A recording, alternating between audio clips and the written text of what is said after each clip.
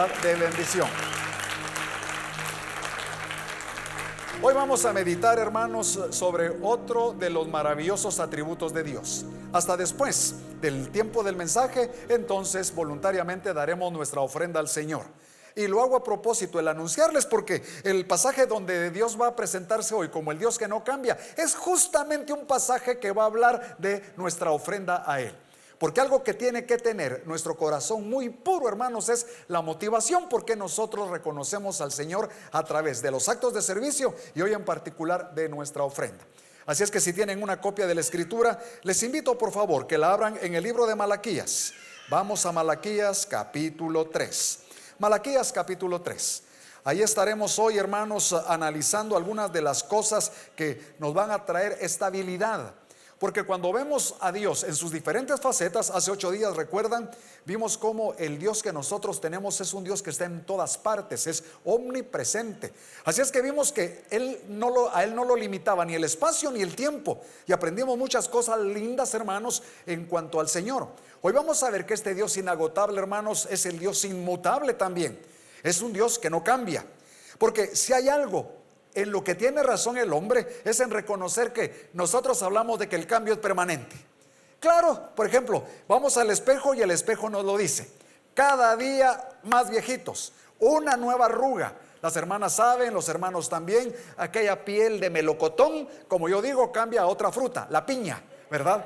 Y ahí comienza uno a ver cómo es que ya cambia esa piel. Y uno dice, ¡ay, qué terrible envejecer! Lo que sucede es que es inherente a nosotros ese tipo de cambio y de deterioro. Y si continuamos pensando, nos vamos a dar cuenta que el hombre normalmente cambia para mal. Gracias a Dios que Él nos muestra que hay una manera de poder cambiar para bien. Hoy la vamos a mencionar. Pero normalmente el hombre cambia para mal. Y por eso es que a nosotros a veces nos cuesta tanto confiar en las personas. Porque más de una ya nos la ha hecho. Y entonces hay un momento donde nosotros nos relacionamos con esas personas ya bajo el ente pues de la desconfianza. ¿Cuántos hombres, por ejemplo, ustedes sabrán, hermanas, amigas, han prometido ser fieles a su esposa para solo darse cuenta que al poco tiempo, de manera sutil o de manera abierta, ese hombre está siendo infiel a aquellos votos que le hizo a usted? Así es que vemos eso, hermanos, no solo en el ámbito relacional, también los políticos se nos presentan haciendo una serie de promesas. No voy a decir cuáles porque sería muy obvio, pero prometen esto, X, Y y Z, y resulta que al poco tiempo ni X, ni Y, ni Z, cambian totalmente el abecedario. Entonces nos damos cuenta que se hace lo contrario. Así es que incluso hoy hay tantos hombres y mujeres que hablan en nombre de Dios desde sus púlpitos, pero apoyan abiertamente lo que Dios condena y condenan abiertamente lo que Dios apoya. Para que ustedes vean hasta qué extremo el cambio mina la vida del hombre. Así es que con demasiada frecuencia las promesas que hacemos o que se nos hacen carecen de valor, pues no importan nada al que las hace. Y por eso es que, sin ánimo de parecer, hermanos, negativo y fatalista, pensemos en nuestros países, solo circunscritos hoy al ámbito latinoamericano, y ustedes verán que la mentira es de uso común en todas partes. La mentira es probablemente el elemento del que más se hace uso el día de hoy. Porque con el solo hecho de no decir toda la verdad, estamos ya en nuestra mente aceptando de alguna manera esta situación de tan cambiantes y contradictorios que somos de no decir la verdad. Así es que es difícil confiar en otros. Con mentiras y fraude alrededor de nosotros, ¿en quién se puede confiar? En medio de este virus al que tenemos que enfrentar, quiero recordarles, hermanos, que hay alguien que nunca cambia. Y no hay ni una sola molécula en este universo que sea rebelde ante el Señor. El Señor controla absolutamente todo. Cuando nosotros entendemos eso, nos damos cuenta que Él tiene un propósito de por qué actúa, cómo actúa, de que Él actúa en su tiempo, y que el Señor, cuando hablamos de que Él es inmutable, tenemos que recordar, algunos dicen, pero este es tan malo que ya el Señor lo hubiera castigado, y uno tiene el peligro de pensar que Dios ha cambiado porque no está castigando el pecado. Ojo, hermanos, Dios no retarda su castigo como algunos piensan que lo está haciendo. Lo que pasa es que Dios también es misericordioso. para con aquellos que no han cambiado, y les sigue dando esa oportunidad que, llegado el tiempo de dejar nuestra vida acá, ya no habrá chance de aprovechar. Así es que en esta introducción, hermanos, yo les quiero recordar entonces que cuando respondemos a la pregunta ¿en quién se puede confiar?, yo le voy a dar la respuesta hoy directa: solo en alguien inmutable. ¿Se imaginan qué lindo tener a alguien que nunca cambia? Que siempre lo que dice lo hace, que lo que él quiere hacer también lo puede hacer, y que habiendo prometido jamás miente. Cuando llegamos al punto donde entendemos que Dios es esa persona, va también a abrirse una puerta, hermanos, de bendición para todo el resto de nuestra vida, porque vamos a vivir aquí sobre la tierra con una plena confianza. No vamos a andar en esas incertidumbres de yo no sé qué hacer, yo no sé qué pensar, yo no sé en quién confiar, yo no sé en quién descansar, qué me irá a pasar o qué va a pasar con mi familia. ¿Ha visto que hoy muchos dicen: yo soy un padre joven, no quisiera que me pasara nada porque, ¿y mis hijos usted? Yo le quiero recordar con humildad que aunque usted muriera, sus hijos el Señor los va a guardar. Hay que tantos que han crecido mejor sin papás, no me malinterpreten, ¿verdad? Solo digo, el Señor puede hacer cosas que van más allá de lo que imaginamos. Así es que con ese cuadro, hermanos, les quiero recordar que Dios es veraz. Amén, hermanos. El hombre pues es mentiroso, ya vimos, es cambiante. Todo lo que nuestro Dios hace es verdad, y lo que promete siempre lo cumple. Él no puede prometer algo y no cumplirlo. ¿Y saben qué me encanta de pensar en que Dios no cambia? Por ejemplo, yo soy un hombre que ha cambiado toda la vida y seguirá cambiando. Gracias a Dios que he entendido que en esto de cambiar, el Señor me muestra el camino para ir cambiando en dependencia de Él, para hacer lo que Él quiere. Jamás seré perfecto aquí en la tierra. La Escritura me enseña que hasta que cuando el Señor venga, seremos semejantes a Él, y entonces vamos a tener una transformación en relación a lo que ahora somos. Pero note, por favor, me encanta pensar en que Dios no cambia, porque ¿sabe qué significa? Dios no puede mejorar. Él ya es totalmente perfecto. Si Él cambiara, entonces podría mejorar, pero Él no cambia. Pero ¿sabe qué es lo bueno también? Que entonces, como Él no cambia, tampoco va a empeorar. Es decir, que Él se va a mantener completamente, como decía un viejo himno, hermanos, que yo lo cantaba antes, ¿verdad? Oh Cristo, nuestra roca aquí. ¿Por qué? Porque necesitamos un fundamento de roca que no se mueva, que sea inmutable. Y es bueno saberlo, porque aquí tenemos muchas necesidades. Sé que hay gente que anda buscando un trabajo, y aquí señalo directamente, ¿verdad? Porque lo sé. Sé que hay gente que está esperando sanidad, y se me fue la persona que ahorita está esperando una sanidad, porque hay gente, hermanos nuestros conocidos, que están en el hospital. Sabemos que hay muchos que están esperando la transformación de un hijo, de una hija, que hay muchas expectativas en cuanto a tener de parte de Dios una bendición. Pues déjeme decir que las promesas del Señor son el fundamento que nos anima a seguir esperando en nuestro Dios. Por lo tanto, hoy vamos entonces a ver que si conocemos a este Señor, hermanos, del cual hoy vamos a hablar, si usted conoce a Dios de esta manera, usted entonces también podrá ser consecuente para con Él. Pero si usted no lo conoce así, entonces hoy es el día para que usted entienda la palabra, esta que vamos a compartir, y que usted pueda entonces entender que la fidelidad de Dios, la inmutabilidad de Dios, ojo hermanos, hace dos cosas. La primera es que todo lo bueno que Él promete, Él siempre lo cumple. Eso significa que Él es inmutable y que Él es fiel. Generalmente esto lo entendemos bien, y de hecho cuando alguien recibe una bendición, el testimonio es: y quiero dar gracias a Dios, que Dios ha sido fiel para conmigo. Y no llegamos a entender que la contraparte, que cada vez que Dios promete algo malo a aquel que le desobedece, eso también va a venir, es parte de la inmutabilidad de Dios y de que Él es fiel. O sea, Dios es fiel al cumplir lo que promete. Si es una advertencia que no escuchamos, Él va a ser fiel al traer las consecuencias. Pero si esa advertencia nos hace a nosotros hacer lo que Él quiere, Él va a ser fiel para traernos sus bendiciones. Ahora tengo que aclarar algo, y es que, hermanos, algunas, si no es que muchas de esas maneras en las que Dios va a manifestar totalmente su fidelidad, no las vamos a ver aquí en la tierra. Llegará el día cuando el Señor, en su juicio final, establecerá entonces cómo va a bendecir a uno y cómo va a retribuir negativamente a otro. Le digo esto porque a veces uno puede desesperarse, y uno quisiera ya que a los 2 años, a los 4 años, a los 6 años de estar orando por algo, ya se manifestara. A veces Dios responde prontamente diciendo sí, Pero muchas veces, hermanos, y algunos saben, Dios tarda, pero no es porque Él no haya escuchado, es porque Él tiene, hermanos, a todo el mundo en sus manos.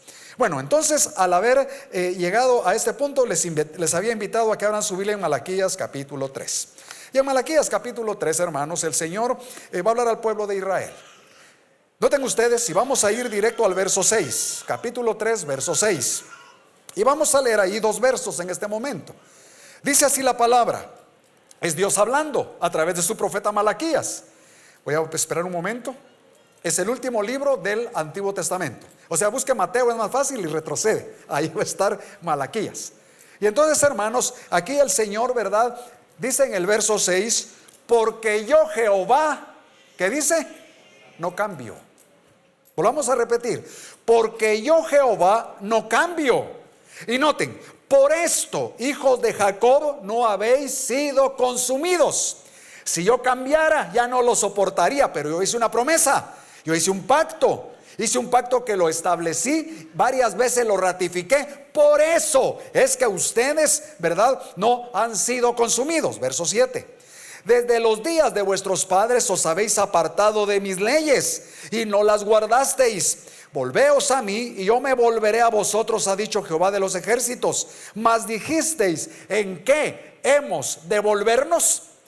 Me llama la atención el pasaje por muchas razones, pero me llama fundamentalmente, hermanos, la razón de que aquí hay un pueblo, una nación completa, el pueblo de Israel. No es una persona, es la nación completa, que en general ha estado pensando, Dios cambió, porque si Él no hubiera cambiado, qué rato ya nos hubiera hecho lo que nosotros queremos. Pero Él cambió porque no tenemos todo lo que queremos.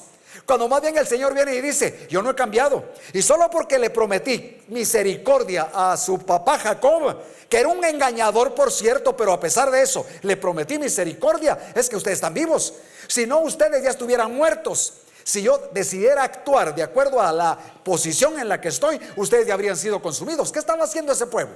Entre varios pecados que tenían, miren por favor capítulo 2 versículo 17. Resulta que el pueblo de Israel había hecho cansar al Señor. Cosa seria, hermanos, porque Dios tiene mucho aguante, ¿verdad? Es como cuando usted conoce a una persona muy paciente, muy paciente, muy paciente, pero un día la va enojada, usted se asombra y dice, hoy sí estuvo difícil la cosa. Pues aquí también. Y dice el verso 17, habéis hecho cansar a Jehová con vuestras palabras. ¿Y cuáles son esas palabras? Y decís, ¿en qué le hemos cansado? Ojo, en que decís, cualquiera que hace mal agrada a Jehová. Noten, y en los tales se complace, o si no, ¿dónde está el Dios de justicia? Y es exactamente, hermanos, como estamos viviendo el día de hoy. Fíjese que el día de hoy estamos en una situación donde el tenor general de nosotros llamamos bueno a lo malo. Yo me asombro cuando comienzo a escuchar, hermanos, los movimientos alrededor de Guatemala y de América Latina. Por ejemplo, que están promoviendo la muerte de bebés, que están promoviendo, hermanos, los matrimonios entre el mismo sexo, que están promoviendo la eliminación de la propiedad privada, que de alguna manera están ya queriendo llevarnos a una anarquía intensa. Descubro, hermanos, que hay mucha gente que está totalmente comprometida con llamar, por ejemplo, llamar malo a lo bueno y llamar bueno a lo malo. Cuando pienso en el primer asunto de llamar de llamar al mal bien, ¿verdad? Me llama la atención. ¿Cuántos de ustedes alguna vez han llamado al mal como que fuera bueno? Viene una persona y le dice, no, mira, deberías de perdonar. A mí no me hables de perdón. Este no se merece mi perdón. Además, vos quién sos para exhortarme, si vos sos peor todavía que este. Y entonces comenzamos a oponernos al bien que nos quieren transmitir, y nosotros llamamos mal a ese bien que nos quieren dar. Yo me pongo en la situación, hermanos, de un cuerpo pastoral. ¿Se imagina? Que ustedes vieran algo que está mal en nosotros como cuerpo pastoral, y un día entonces uno de ustedes dice, bueno, yo amo a mis hermanos pastores, qué bendición, los voy a exhortar. Y ustedes nos envían una notita, hermanos, notamos que ustedes están ofendiendo al Señor en esto. ¿Se imaginan, hermanos? ¿Qué haríamos nosotros?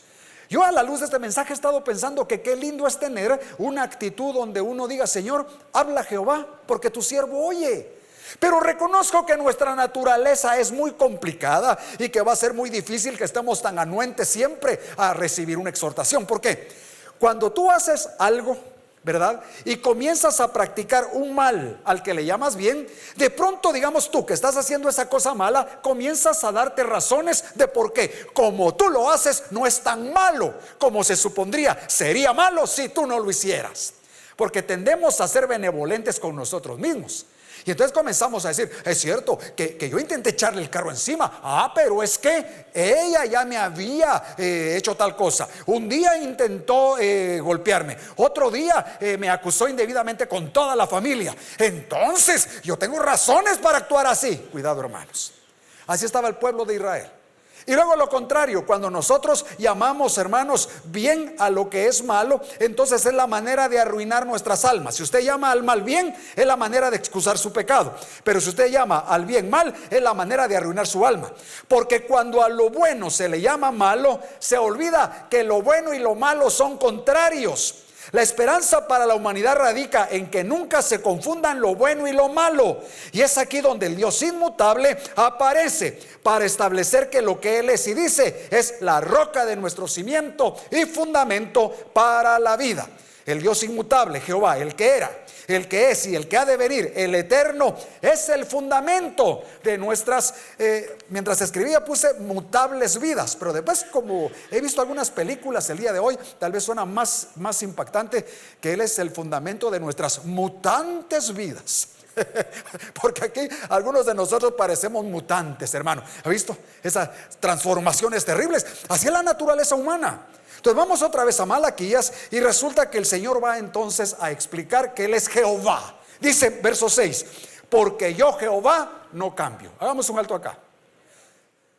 ¿Alguna vez alguien se ha cambiado de nombre entre los que estamos acá? Sería interesante observar, ¿verdad? Pero hay mujeres, por ejemplo, que no les gusta su nombre. Es que me pusieron a mí Andrómaca. Bueno, ese es un nombre bonito, solo que a usted no le gusta.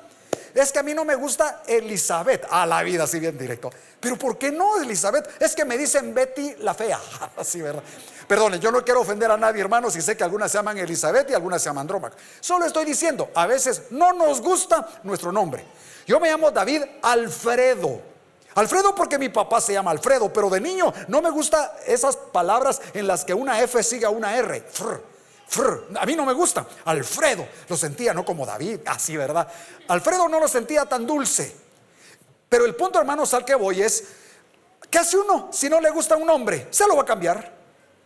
No digo que sea fácil, pero de que se puede cambiar, se puede cambiar. Así es que si usted ha tenido la gana, cámbieselo, porque al fin y al cabo todo cambia en el hombre. Pero saben, hermanos, el nombre Jehová nos habla a nosotros de alguien que no cambia.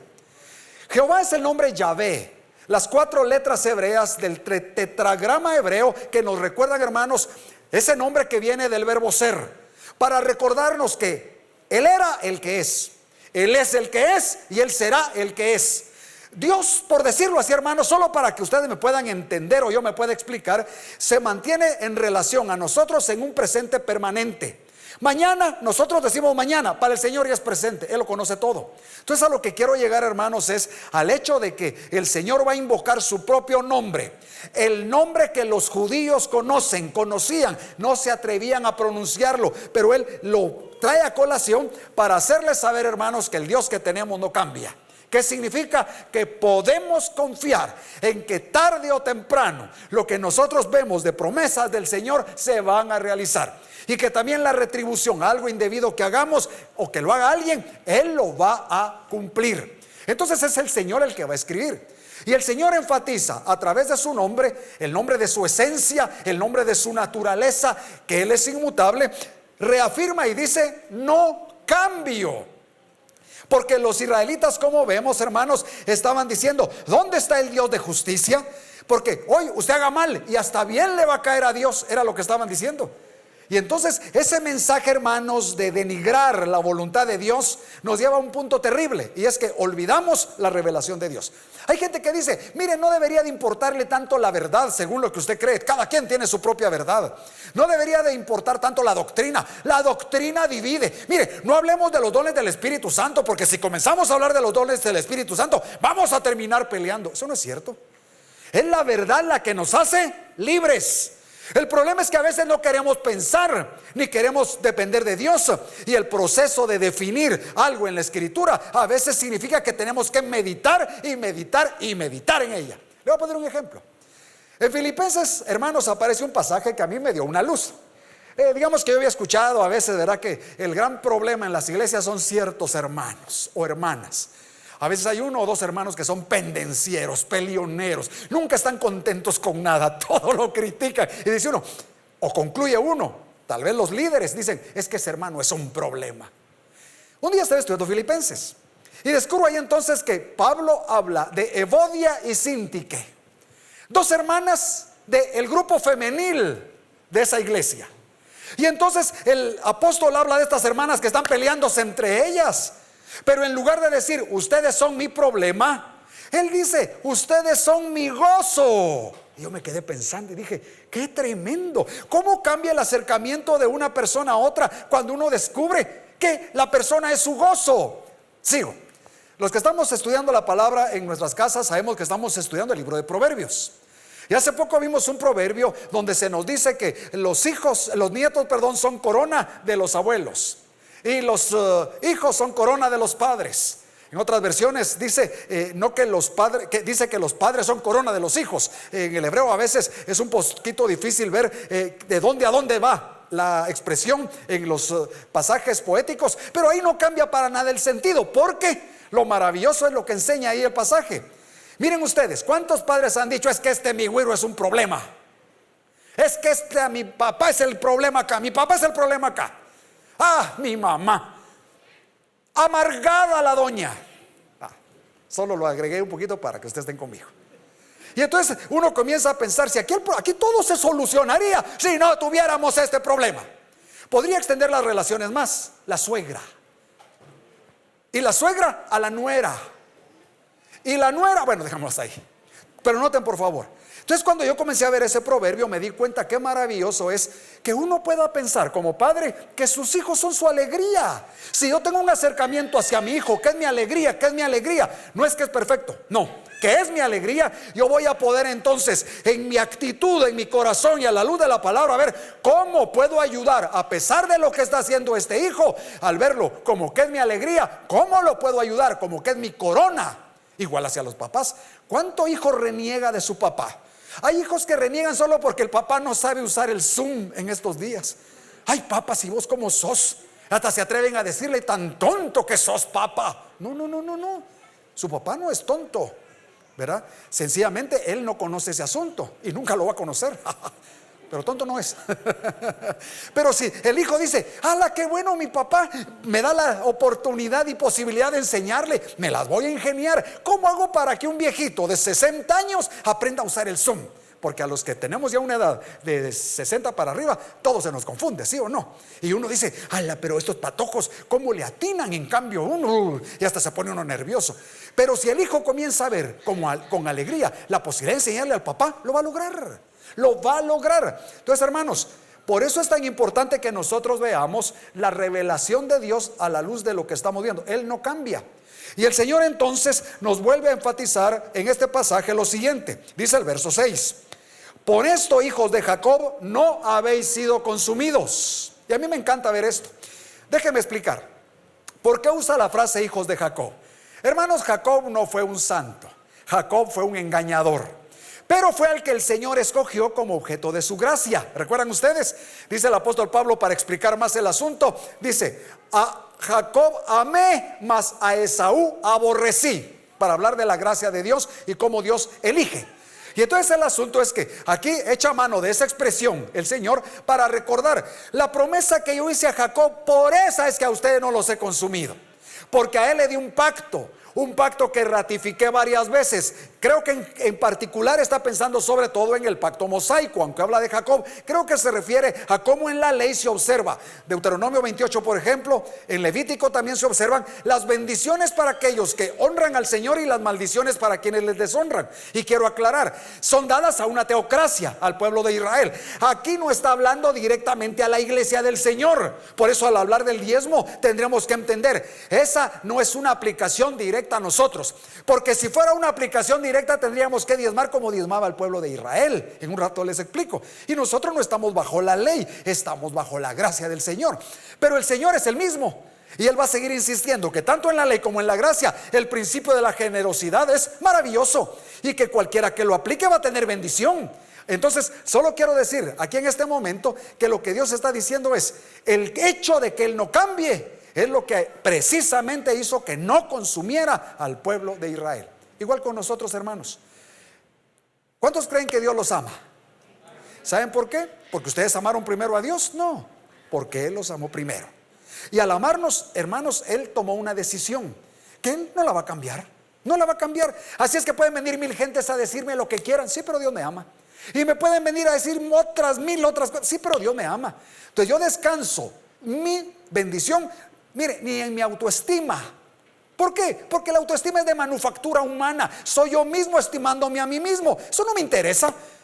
Me interesa saber que Dios me estima. Y si Dios me estima, ni siquiera necesito, con todo y que le haga escozor a alguien que sobreexalta la autoestima, ni la necesito. ¿Verdad? Claro, yo sé que aquí hay unos 3 o 4 psicólogos que me quieren ahorita, hermanos, de una vez enterrar. Que Dios los perdone. Pero lo que ilustro es que bueno que tenemos a este Dios que no cambia. Ahora, noten ustedes por favor que el Señor entonces va a poner en perspectiva las cosas. Y nos va a decir, si ustedes ven del verso 1 al verso 3, que habrá un mensajero de parte de Dios. Uno, mire qué interesante, aquí hay 2 mensajeros realmente en el verso 1. He aquí, yo envío mi mensajero, dice, el cual preparará el camino delante de mí y vendrá súbitamente a su templo, el Señor a quien vosotros buscáis. Y vemos nosotros ahí y recordamos que un mensajero fue Juan el Bautista, que dio testimonio de Jesús. Y Jesús es el que, hermanos, nadie va a poder soportar el tiempo de su venida, que es lo que dice el pasaje. Ahí es donde va a ser consumida la gente. Pero eso es hasta que el Señor venga en su segunda venida. Ahorita Él no ha venido en su segunda venida. Entonces tenemos la gran bendición de ahorita encontrar de parte de Dios, hermanos, pues nada menos que misericordia. Bueno, el tiempo se ha ido tan rápido. ¿Será posible, hermanos? Según mi reloj falta 1 minuto. Entonces solo vamos a avanzar, hermanos, para ver el principio que les decía de que Dios no cambia. Vean por favor el verso 8. El pueblo está renuente y pregunta, ¿en qué hemos de volvernos? ¿En qué hemos de arrepentirnos? Y entonces ahí dice el escritor, ¿robará el hombre a Dios? Pues vosotros me habéis robado. Y miren el verso 7 al final. Volveos a mí y yo me volveré a vosotros, ha dicho Jehová de los ejércitos. Y entonces hace la promesa el Señor de que quien diezme, el Señor lo va a bendecir. Aquí tengo que concluir, no voy a poder explicar todo, pero voy a explicar algo. Miren, hermanos, ahí hay una bonita manera de ver cómo es Dios. Porque al hombre se le dice volveos, arrepentíos, es la palabra metanoia en el griego del Nuevo Testamento. Ustedes tienen que volverse sobre su propio camino y regresar al punto donde las cosas iban bien para ahora verme a mí. Pero también dice que Dios se va a volver.